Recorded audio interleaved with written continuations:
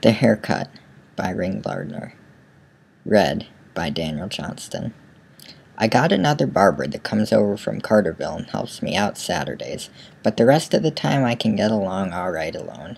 You can see for yourself that this ain't no New York City, and besides that, the most of the boys works all day and don't have no leisure to drop in here and get themselves prettied up. You're a newcomer, ain't you? I thought I hadn't seen you round before. I hope you like it good enough to stay. As I say, we ain't no New York City or Chicago, but we have pretty good times. Not as good, though, since Jim Kendall got killed. When he was alive, him and Hod Myers used to keep this town in an uproar. I bet they was more laughin' done here than any town its size in America. Jim was comical, and Hod was pretty near a match for him. Since Jim's gone, Hod tries to hold his end up just the same as ever, but it's tough going when you ain't got nobody to kind of work with. They used to be plenty fun in here Saturdays. This place is jam-packed Saturdays from 4 o'clock on. Jim and Hod would show up right after their supper around 6 o'clock. Jim would set himself down in that big chair nearest the blue spit-on. Whoever had been sitting in that chair, why, they'd get up when Jim come in and add it to him. You'd have thought it was a reserved seat like they have sometimes in a theater. Hod would generally always stand or walk up and down, or some Saturdays, of course, he'd be sitting in this chair part of the time getting a haircut. Well, Jim would sit there a while without opening his mouth only to spit, and then finally he'd say to me, "Whitty, my right name. That is, my right first name is Dick, but everybody round here calls me Whitty." Jim would say, "Whitty, your nose looks like a rosebud tonight. You must have been drinking some of your odd-did cologne." So I'd say, "No, Jim, but you look like you'd been drinking something of that kind, or something worse." Jim would have to laugh at that, but then he'd speak up and say, "No, I ain't had nothing to drink, but that ain't saying I wouldn't like something. I wouldn't even mind if it was wood alcohol." Then Hod Myers would say, "Neither would your wife."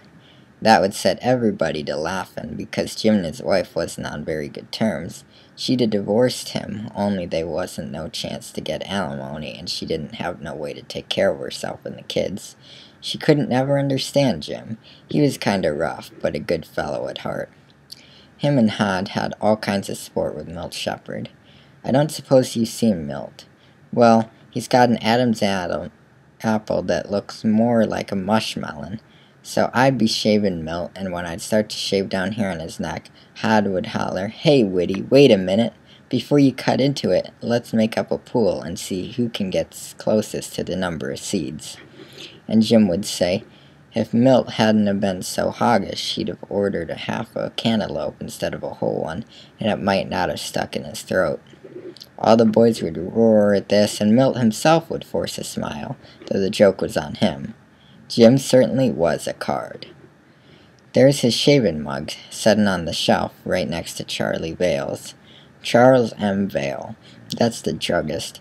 He comes in regularly for his shave 3 times a week, and Jim's is the cup next to Charlie's, Dames H. Kendall. Jim won't need no shaving mug no more, but I'll leave it there just the same for old time's sake. Jim certainly was a character. Years ago, Jim used to travel for a canned goods concern over in Carterville. They sold canned goods. Jim had the whole northern half of the state and was on the road 5 days out of every week. He'd drop in here Saturdays and tell his experiences for that week. It was rich. I guess he paid more attention to playing jokes than making sales. Finally, the concern let him out, and he come right home here and told everybody he'd been fired instead of saying he'd resigned like most fellows would have. It was a Saturday, and the shop was full, and Jim got up out of that chair and says, "Gentlemen, I got an important announcement to make. I've been fired from my job."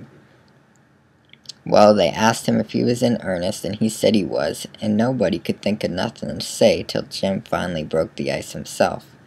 He says, "I've been selling canned goods, and now I'm canned goods myself." You see, the concern he'd been working for was a factory that made canned goods over in Carterville, and now Jim said he was canned himself. He was certainly a card. Jim had a great trick that he used to play while he was traveling. For instance, he'd be riding on a train, and they'd come to some little town we'll say, like Benton. Jim would look out the train window and read the signs of the stores. For instance, they'd be a sign, Henry Smith, Dry Goods. Well, Jim would write down the name and the name of the town, and when he got to wherever he was going, he'd mail back a postal card to Henry Smith at Benton, and not sign no name to it, but he'd write on the card, well, something like, ask your wife about that book agent that spent the afternoon last week, or ask your missus who kept her from getting lonesome the last time you was in Carterville, and he'd sign the card, a friend. Of course, he never knew what really come of none of these jokes, but he could picture what probably happened, and that was enough. Jim didn't work very steady after he'd lost his position with the Carterville people. What he did earn, coin-owned odd jobs around town, why he spent pretty near all of it on gin, and his family might have starved if the stores hadn't have carried them along. Jim's wife tried her hand at dressmaking, but they ain't nobody going to get rich making dresses in this town. As I say, she'd have divorced Jim, only she seen that she couldn't support herself and the kids, and she was always hoping that someday Jim would cut out his habits and give her more than $2 or $3 a week. There was a time when she would go to whoever he was working for and ask them to give her his wages, but after she'd done this once or twice, he beat her to it by borrowing most of his pay in advance. He told it all around town how he had outfoxed his missus. He certainly was a caution. But he wasn't satisfied with just outwitting her. He was sore the way she had acted, trying to grab off his pay, and he made up his mind he'd get even. Well, he waited till Evan's circus was advertised to come to town. Then he told his wife and 2 kiddies that he was going to take them to the circus. The day of the circus, he told them he would get the tickets and meet them outside the entrance to the tent. Well, he didn't have no intentions of being there, buying tickets or nothing. He got full of gin and laid around Wright's pool room all day. His wife and the kids waited and waited, and of course he didn't show up. His wife didn't have a dime with her or nowhere else, I guess, so she finally had to tell the kids it was all off, and they cried like they wasn't never gonna stop. Well, it seems, while they was crying, Doc Stair came along, and he asked what was the matter, but Mrs. Kendall was stubborn and wouldn't tell him. But the kids told him, and he insisted on taking them and their mother in the show. Jim found this out afterwards, and it was one reason why he had it in for Doc Stair. Doc Stair come here about 1.5 years ago. He's a mighty handsome young fella, and his clothes always look like he has them made to order. He goes to Detroit 2 or 3 times a year, and while he's there, he must have a tailor take his measure, and then make him a suit to order. They cost pretty near twice as much, but they fit a whole lot better than if you just bought them in a store. For a while, everybody was wondering why a young doctor like Doc Stair should come to a town like this, where we already got good old Doc Gamble and Doc Footy, that's both been here for years, and all the practice in town was always divided between the 2 of them. Then they was a story got round that Doc Stair's gal had thronged him over, a gal up in the northern peninsula somewhere, and the reason he come here was to hide himself away and forget it. He said himself that he thought they wasn't nothing like general practice in a place like ours to fit a man to be a good all-round doctor, and that's why he came. Anyways, it wasn't long before he was making enough to live on, though they tell me that he was never done nobody for what they owed him, and the folks here certainly has got their own habit, even in my business. If I had all that was coming to me for just shaves alone, I could go to Carterville and put up at the Mercer for a week and see a different picture every night. For instance, they's old George Purdy, but I guess I shouldn't ought to be gossiping. Well, last year our coroner died the flu. Ken Beatty, that was his name. He was the coroner. So they had to choose another man to be coroner in his place, and they picked Doc Stair. He laughed at first and said he didn't want it, but they made him take it. It ain't no job that anybody would fight for, and what a man makes out of it in a year just about buy seeds for their garden. Doc's the kind, though, that can't say no to nothing if you keep at 'em long enough. But I was going to tell you about a poor boy we got here in town, Paul Dixon. He fell out of a tree when he was 10 years old. Lit on his head and it done something to him, and he ain't never been right. No harm in him, but just silly. Jim Kendall used to call him Cuckoo. That's the name Jim had for anybody that was off their head, only he called people's heads their bean. That was another of his gags, calling heads beans and calling crazy people cuckoo. Only Paul ain't crazy, but just silly. You can imagine that Jim used to have all kinds of fun with Paul. He'd send him to the white front garage for a left-handed monkey wrench. Of course, there ain't no such thing as a left-handed monkey wrench. And once we had a kind of a fair here, and there was a baseball game between the Fats and the Leans, and before the game started, Jim called Paul over and sent him way down to Schroeder's hardware store to get a key for the pitcher's box. They wasn't nothing in the way of gags that Jim couldn't think up when he put his mind to it. Poor Paul was always kind of suspicious of people, maybe on account of how Jim had kept fooling him. Paul wouldn't have much to do with anybody, only his own mother, and Doc Stair and a girl here in town named Julie Gregg. That is, she ain't a girl no more, but pretty near 30 or over. When Doc first come to town, Paul seemed to feel like he was a real friend, and he hung around Doc's office most of the while. The only time he wasn't there was when he'd go home to eat or sleep, or when he seen Julie Gregg coining her shopping. When he looked out Doc's window and seen her, he'd run downstairs and join her and tag along with her to the different stores. The poor boy was crazy about Julie, and she always treated him mighty nice and made him feel like he was welcome, though of course it wasn't nothing but pity on her side. Doc done all he could to improve Paul's mind, and he told me once that he really thought the boy was getting better, that they was times when he was as bright and sensible as anybody else. But I was going to tell you about Julie Gregg. Old man Gregg was in the lumber business, but got to drinking and lost the most of his money, and when he died, he didn't leave nothing but the house and just enough insurance for the girl to skimp along on. Her mother was a kind of half invalid, and didn't hardly ever leave the house. Julie wanted to sell the place and move somewhere else after the old man died, but the mother said she was born here and would die here. It was tough on Julie, as the young people around this town. Well, she's too good for them. She'd been away to school in Chicago and New York, in different places, and they ain't no subject she can't talk on. Where you take the rest of the young folks here, and you mention anything to them outside of Gloria Swanson or Tommy McGahan, and they think you're delirious. Did you see Gloria in Wages of Virtue? You missed something. Well, Doc Stair hadn't been here more than a week when he came in one day to get shaved, and I recognized who he was, as he had been pointed out to me, so I told him about my old lady. She'd been ailing for a couple years, and either Doc Gamble or Doc Footy, neither one, seemed to be helping her. So he said he would come out and see her, but if she was able to get out herself, it would be better to bring her to his office where he could make a completer examination. So I took her to his office, and while I was waiting for her in the reception room, in come Julie Gregg. When somebody comes in Doc Stair's office, there's a bell that rings in his inside office so he can tell there's somebody to see him. So he left my old lady inside and come out to the front office, and that's the first time him and Julie met. And I guess it was what they call love at first sight, but it wasn't 50-50. This young fellow was the slickest looking fella she'd ever seen in this town, and she went wild over him.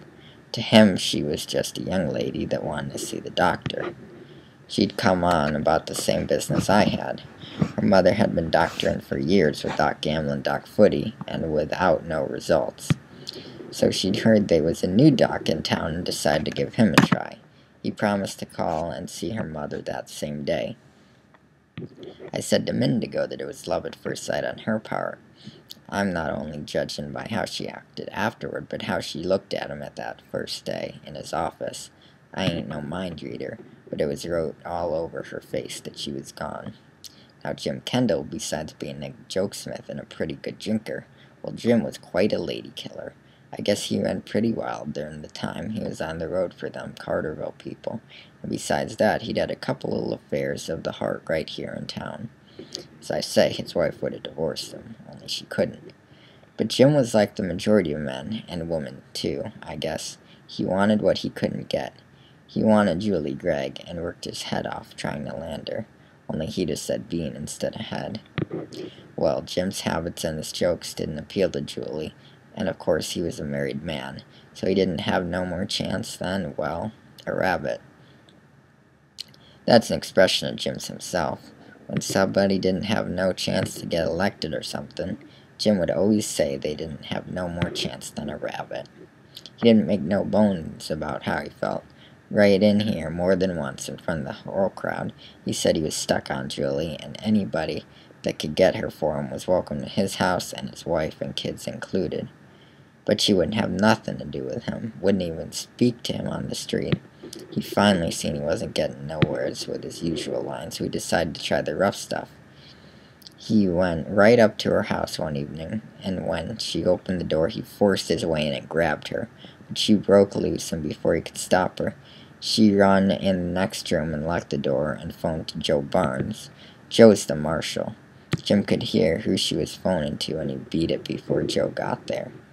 Joe was an old friend of Julie's pa. Joe went to Jim the next day and told him what would happen if he ever done it again. I don't know how the news of this little affair leaked out. Chances is that Joe Barnes told his wife, and she told somebody else's wife, and they told their husband. Anyways, it did leak out, and Hod Myers had the nerve to kid Jim about it right here in this shop. Jim didn't deny nothing and kind of laughed it off and said for all of us to wait, that lots of people had tried to make a monkey out of him, but he always got even. Meanwhile, everybody in town was wise to Julie's being mad over the dock. I don't suppose she had any idea how her face changed when him and her was together. Of course she couldn't have, or she'd have kept away from him. And she didn't make known that we was all noticing how many times she made excuses to go up to his office, or pass it on the other side of the street, and look up in his window to see if he was there.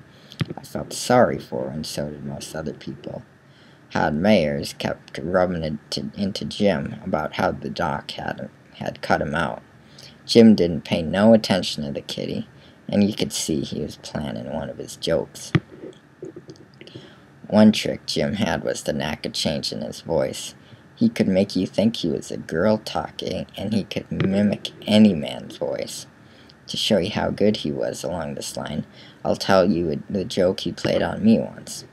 You know, in most towns of any size, when a man is dead and needs to shave, why the barber that shaves him soaks him $5 for the job. That is, he don't soak him, but whoever ordered the shave. I just charge $3 because personally I don't mind much shaving a dead person. They lay a whole lot stiller than live customers. The only thing is that you don't feel like talking to them and you get kind of lonesome. Well, about the coldest day we ever had here, 2 years ago last winter, the phone rang at the house while I was home to dinner. I answered the phone, and it was a woman's voice, and she said she was Mrs. John Scott and her husband was dead. Would I come out and shave him? Old John had always been a good customer of mine, but they lived 7 miles out in the country on the street or road. Still, I didn't see how I could say no. So I said I would be there, but would have to come in a jitney, and it might cost $3 or $4 besides the price of the shave. So she, or the voice, it said that was all right. So I got Frank Abbott to drive me out to the place, and when I got there, we should open the door. But old John himself, he wasn't no more dead than a rabbit. Didn't take no private detective to figure out who had played me this little joke. Nobody could have thought it up but Jim Kendall. He certainly was a card. I tell you this instant just to show you how he could disguise his voice and make you believe it was somebody else talking. I'd have swore it was Mrs. Scott had called me. Anyways, some woman. Well, Jim waited till he had Doc Stairs' voice down pat. Then he went after revenge. He called Julie up on a night when he knew Doc was over in Carterville. She never questioned, but what it was Doc's voice. Jim said he must see her that night. He couldn't wait no longer to tell her something. She was all excited and told him to come to the house. but he said he was expecting an important long-distance call and wouldn't she please forget her manners for once and come to his office. He said they couldn't, nothing hurt her, and nobody would see her, and he just must talk to her a little while. Well, poor Julie fell for it. Doc always kept a nightlight in his office, so it looked to Julie like there was somebody there. Meanwhile, Jim Kendall had gone to Wright's pool room, where they was a whole gang amusing themselves. The most of them had drunk plenty of gin, and they was a rough bunch even once sober. They was always strong for Jim's jokes, and when he told them to come with him and see some fun, they gave up their card games and pool games and followed along. Doc's office is on the second floor. Right outside his door, there's a flight of stairs leading to the floor above. Jim and his gang hid in the dark behind these stairs. Well, Tully comes up to Doc's door and rung the bell, and they was nothing comin'. She rung it again, and she rung it 7 or 8 times. Then she tried the door and found it locked. Then Jim made some kind of a noise, and she heard it and waited a minute. Then she says, "Was that you, Ralph?" Ralph was Doc's first name. There was no answer, and it must have come to her all of a sudden that she'd been bunked. She pretty near fell downstairs, and the whole gang after her. They chased her all the way home, hollering, "Is that you, Ralph?" and, "Oh, Ralphie dear, is that you?" Jim says he couldn't holler it himself, as he was laughing too hard. Poor Julie. She didn't show up here on Main Street for a long, long time afterward. Of course, Jim and his gang told everybody in town, everybody but Doc Stair. They was scared to tell him, and he might have never knowed only for Paul Dixon. The poor cuckoo, as Jim called him, he was here in the shop one night when Jim was still gloating, get over what he'd done to Julie. And Paul took in as much of it as he could understand, and he run to Doc with a story. It's a cinch Doc went up in the air and swore he'd make Jim suffer. But it was a kind of a delicate thing, because if it got out that he had to beat Jim up, Julie was bound to hear of it, and then she'd know that Doc knew, and of course knowing that he knew would make it worse for her than ever. He was going to do something, but it took a lot of figuring. Well, it was a couple days later when Jim was here in the shop again, and so was the cuckoo. Jim was going duck shooting the next day, and he had come in looking for Hod Myers to go with him. I happened to know that Hod had went over to Carterville and wouldn't be home till the end of the week. So Jim said he hated to go alone, and he guessed he would call it off. Then poor Paul spoke up and said if Jim would take him, he would go along. Jim thought a while, and then he said, well, he guessed a half-wit was better than nothing. I suppose he was plotting to get Paul out in the boat and play some joke on him, like pushing him in the water. Anyways, he said Paul could go. He asked him had he ever shot a duck, and Paul said no, he never even had a gun in his hands. So Jim said he could sit in the boat and watch him, and if he behaved himself, he might lend him his gun for a couple of shots. They made a date to meet in the morning, and that's the last I seen of Jim alive. Next morning, I hadn't been open more than 10 minutes when Doc Stair came in. He looked kind of nervous. He asked me had I seen Paul Dixon. I said no, but I knew where he was, out duck shooting with Jim Kendall. So Doc says that's what he had heard, and he couldn't understand it because Paul had told him he would never have no more to do with Jim as long as he lived. He said Paul had told him about the joke Jim had played on Julie. He said Paul had asked him what he thought of the joke, and the doc told him that anybody that would do a thing like that ought not to be let to live. I said it'd have been kind of a raw thing, but Jim just couldn't resist no kind of joke, no matter how raw. Said I thought he was all right at heart, but just bubbling over with mischief. Doc turned and walked out. At noon he got a phone call from old John Scott. The lake where Jim and Paul had went shooting is on John's place. Paul had came running up to the house a few minutes before and said there'd been an accident. Jim had shot a few ducks and then give the gun to Paul and told him to try his luck. Paul had never handled a gun and he was nervous. He was shaking so hard that he couldn't control the gun. He let fire and Jim sunk back in the boat, dead. Doc Stair, being the coroner, jumped in Frank Abbott's flivver and rushed out to Scott's farm. Paul and old John was drawn down on the shore of the lake. Paul rowed the boat to shore, but they'd left the body in it, waiting for Doc to come. Doc examined the body and said they might as well fetch it back to town. There was no use leaving it there or calling in the jury, as it was a plain case of accidental shooting. Personally, I wouldn't ever leave a person shoot a gun in the same boat I was in, unless I was sure they knew something about guns. Jim was a sucker to leave a new beginner have his gun, let alone a half-wit. It probably served Jim right what he got, but still we miss him around here. He certainly was a card. Call it wet or dry.